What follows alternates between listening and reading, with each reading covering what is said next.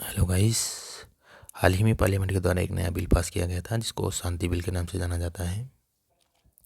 शांति का full form होता है sustainable harnessing and advancement of nuclear energy for transforming India bill. ठीक है, इसमें क्या होता है कि जो हम लोगों की न्यूक्लियर एनर्जी रहती है और हम लोगों ने अपने बजट 2024-25 में भी देखे थे कि यहाँ SSR स्मॉल मॉड्यूलेटर रिएक्टर के बारे में बात की गई थी कि छोटे रिएक्टरों को बनाने जाने की बात की। ठीक है, तो चलिए स्टार्ट करते हैं। क्या है ये? It's standard the स्टेटरी regulation by granting स्टेटरी recognition. पहला बात ये है कि ये जो बिल है कंसोलिडेट करता है, मॉडर्नाइज करता है इंडिया के न्यूक्लियर एनर्जी फ्रेमवर्क को। दूसरी बात, it enables limited private participation in the nuclear sector. ये बहुत इंपॉर्टेंट बात है कि पहली बार प्राइवेट पार्टिसिपेशन को न्यूक्लियर एनर्जी में हम लोग ला रहे हैं, क्योंकि ये देखा गया है कुछ डिपार्टमेंट होते हैं, कुछ और ज़्यादा मंत्रालय होते हैं, वो सिर्फ PMO को, मेनली PMO के अंदर ही होते हैं। जैसे कि एटॉमिक एनर्जी से कोई भी डिपार्टमेंट PMO के अंदर आता है, वो किसी को दिया भी नहीं जाता है। लेकिन पहली बार देखा जा रहा है कि प्राइवेट पार्टिसिपेशन न्यूक्लियर एनर्जी में आएंगे। It strengthen strategy regulation by granting strategy recognition to the atomic energy regulatory board. Atomic energy regulatory board के द्वारा उनको स्ट्रेटेजी रिकॉग्निशन दिया जाएगा। ठीक है, it supports India clean energy transition in the long term objective of achieving 100 gigawatt. 2047 में हम लोगों का लक्ष्य है कि 2047 तक में हम लोग 100 गीगावाट न्यूक्लियर एनर्जी से अपनी एनर्जी को हार्नेस करेंगे। ठीक है, at a time when India is reimagining the future of its energy landscape, a new legislative step has emerged to guide the country toward a more advanced and resilient nuclear ecosystem. The Shanti Bill reflects the government's effort to modernize the laws governing the nuclear sector. It brings together various elements of nuclear development under a single comprehensive structure, aiming to create a more streamlined and future-ready system. The bill focuses on a forward-looking approach and its role in shaping India's long-term energy pathway. As a significant piece of legislation, it marks an important moment in the country's broader journey toward building a secure and stable energy future. What is nuclear energy? Nuclear energy is the use of controlled atomic reactions to produce power, and at its core it relies on splitting atoms in a process called fission. इसमें क्या होता है कि uranium 235 होता है एक, ठीक है, इसमें हम लोग न्यूट्रॉन की बारिश कराते हैं। न्यूट्रॉन जैसी बारिश होती है, 3 एलिमेंट टूट जाता है। 3 एलिमेंट में टूटने के बाद फिर ये और ज़्यादा न्यूट्रॉन्स बनाता है, फिर और न्यूट्रॉन्स करके ये सही चैन बढ़ती रहती है। इस चैन को हम लोग क्या कहते हैं? न्यूक्लियर चैन बोला जाता है। ठीक है, लेकिन इस जब ये एक अनकंट्रोल चैन रहेगी तो ये बहुत ज़्यादा दिक्कत पड़ जाएगी, ऐसी हम लोग एनर्जी अपनी हार्नेस नहीं कर पाएंगे। सो हम लोग अपनी एनर्जी को हार्नेस करने के लिए, इसमें से कंट्रोल करने के लिए रोड डालते हैं। ये रोड रहती हैं, ये रोड क्या कहते हैं, इसको कंट्रोल करती हैं। ठीक है, और इस रोड के कारण ये एक चैम्बर होता है, इस चैम्बर में ही वाटर भरा, कूलिंग के लिए वाटर भरा जाता है। ये बहुत ज़्यादा हीट हो जाता है, तो हीट के कारण इसमें से हम लोग फीका निकालते हैं और इससे निकलती है वेपर, और उस वेपर का यूज हम लोग टरबाइन को स्पिन करने के लिए करते हैं, जिससे इलेक्ट्रिसिटी उत्पन्न होती है। ठीक है, which releases large amount of heat. This heat is then used to generate electricity without producing greenhouse gases. Globally, nuclear energy is valued as green, dependable sources that complement renewable options like solar and wind. ठीक है, तो हम लोगों ने समझा कि atomic reactions के कारण, जैसे यूरेनियम 235 रेडियो एक्टिविटी एलिमेंट हम लोग देखते हैं। इसमें हम लोगों के पास यूरेनियम 235 अभी ज़्यादा है, तो ये देखते हैं। इसमें बहुत सारे स्टेज होते हैं, उसको हम लोग डिटेल में देखेंगे। इसमें हम लोग एक न्यूट्रॉन की बारिश कराते हैं, इसे 3 पार्ट में टूटता है, 3 पार्ट में टूटता है, फिर ये प्रोसेस बढ़ती रहती है। इस प्रोसेस को अगर कंट्रोल नहीं किया गया तो बन गया एटॉमिक बॉम्ब। अगर इसको कंट्रोल कर लिए इस प्रोसेस को, तो क्या बन गया? Nuclear energy reactor. इसी को कंट्रोल करने के लिए हम लोग कैडमियम या और किसी को रोड डालते हैं, यहाँ पर डालते हैं, और ये कूलिंग करने के लिए वाटर होता है। तो जैसे ही न्यूट्रॉन की स्पीड ज़्यादा हो गई तो एक रोड इधर डाल दिया, तो न्यूट्रॉन की स्पीड कम हो गई, तो यहाँ नहीं पहुँच पाया। ठीक है, तो ऐसे ही ऐसी बहुत सारी रहती हैं। और यहाँ कूलिंग करने के लिए वाटर होता है, और वाटर्स क्या होता है? वाटर से हम लोग प्रोवाइड कराते हैं। वाटर ये हीट हो जाता है, फिर इसको चेंज करते रहते हैं, यहाँ कूल होता है, फिर यहाँ रिजनरेटर को आता है।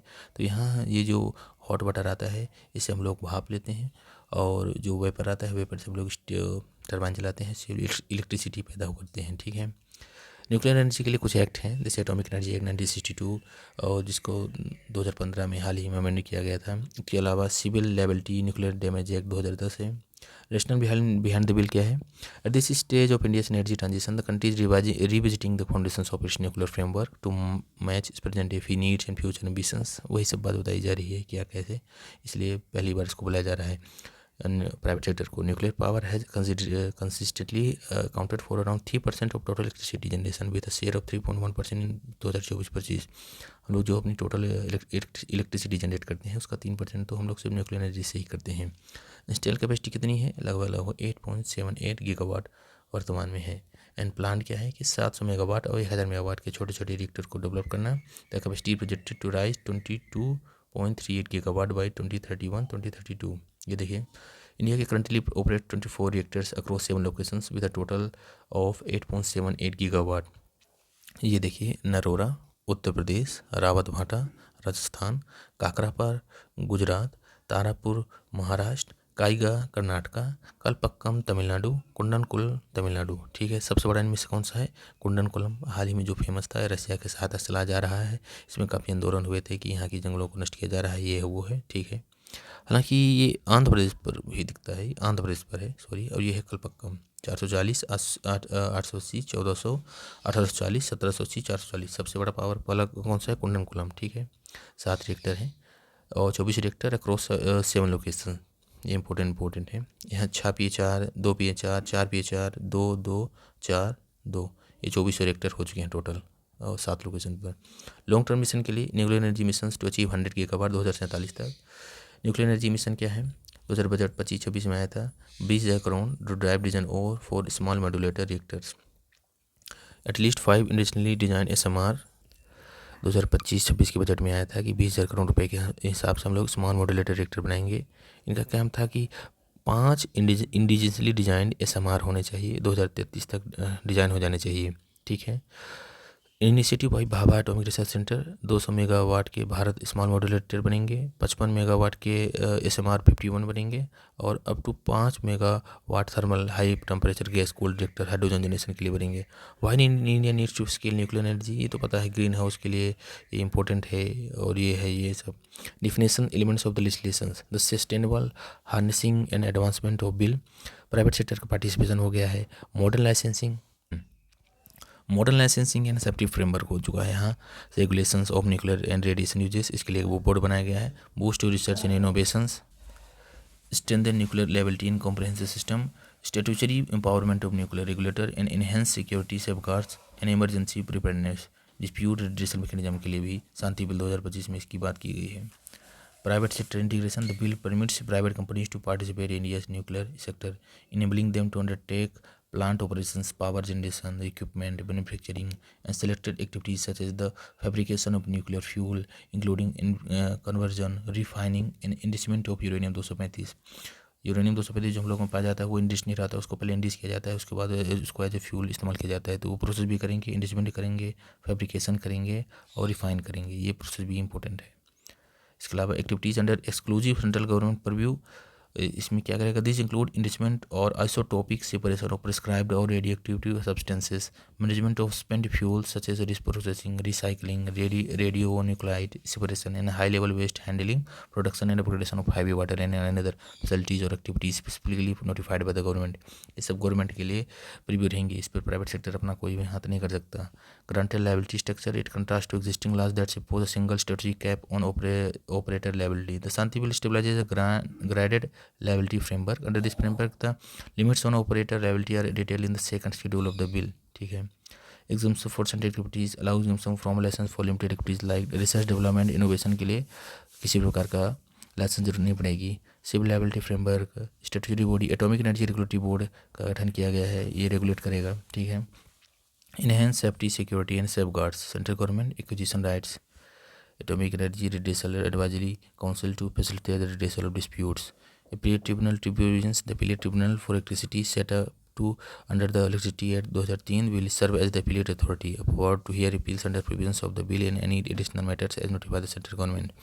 अगर इस इलेक्ट्रिसिटी के डिपार्टमेंट के अंदर कोई भी अपील करना होता है तो इलेक्ट्रिसिटी अपील 2003 में उसी में जाके कोई भी अपील कर सकता है। Claims commissioner appointment, empower the central government to appoint claim commissioners for educating compensating claims related to nuclear damage. अगर न्यूक्लियर से कोई डैमेज होता है, कुछ एरिया पर डैमेज होता है, कोई रिएक्टर बनता है तो कुछ डैमेज होता है, तो उसके क्लेम के लिए एक कमिश्नर का अपॉइंटमेंट होगा, इसको क्लेम कमिश्नर कहा जाएगा। ठीक है, सेंट्रल गवर्नमेंट के द्वारा अपॉइंट किया जाएगा। control of sensitive domains. The government retains exclusive authority over the nuclear fuel cycle, waste management and all security related operations.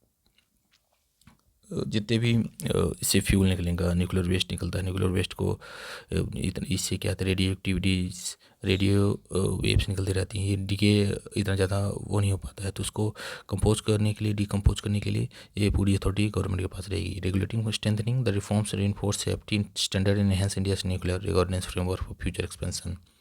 Coordinated oversight mechanism, enhanced safeguards and monitoring system ensure consistent compliance across all nuclear activities. ठीक है, तो इस तरह से इसका normal चीज़ हो गया है. Enhanced security safeguards.